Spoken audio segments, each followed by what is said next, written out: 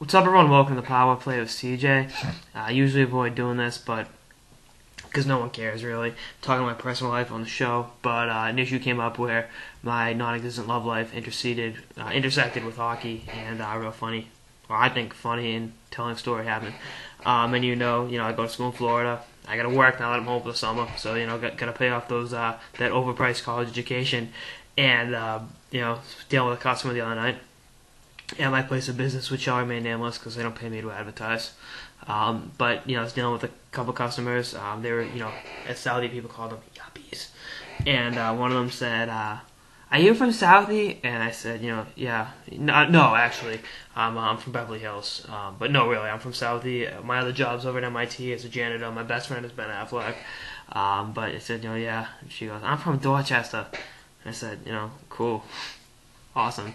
And their group of friends started talking to me, and one of them was this real pretty girl from Minnesota, and we got into talking about the Minnesota high school hockey tournament and how I think it's the greatest tournament in the world, and how much I love the University of Minnesota and how great of a college hockey program it is and why I love it so much. And then you say, well, it is a great college hockey program. Well, my dad hates, and I've referenced my dad on the show many times, hates the University of Minnesota with an unrelenting passion, and he lives for college hockey. I mean, I don't think there was a happier moment in his life than when he was at the Frozen Four in Tampa last year, watching them get dispatched in the semifinals. So, I'm telling her, I love hockey. I didn't mention I'm CJ from the Power Play. I was kind of disappointed she didn't recognize me as such. I figure I'm at least like a D or E-list celebrity, right? But,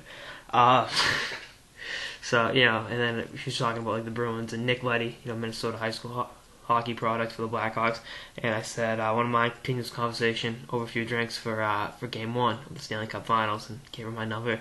She said, I'll call you, which, and that comes up later. So the next day I'm at dinner with my parents, and feeling kind of guilty about the betraying my family and our college hockey loyalties. So I said to my father, Dad, told him the story, and before he could say anything, my mother goes, you might actually have a moral compass. You feel bad about lying to a girl. And before I could say, no, that's not what I feel bad about, my father turns to me and goes, she better have looked like Kate Upton for you to betray, what do you say, Eastern hockey and some other stuff. And he goes, to put that university up on a pedestal to impress a girl is so wrong. I'm so disappointed in you. And like you would have thought, like I, disowned, you betrayed me for it. I was seeing from The Godfather, but that happened, and I just thought, and she still hasn't called me or texted me, which is disheartening.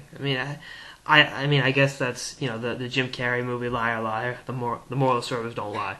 So I guess that's what I got for lying. But it is funny when you meet someone that can talk about hockey as well as you can.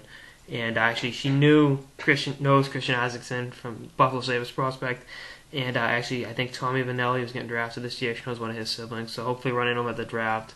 I don't feel like using anyone's name on the ad. That's disrespectful. And, I don't know. Maybe she calls me for game 1, but then again, I'd share a little anecdote involving hockey and the trials and tribulations of being young.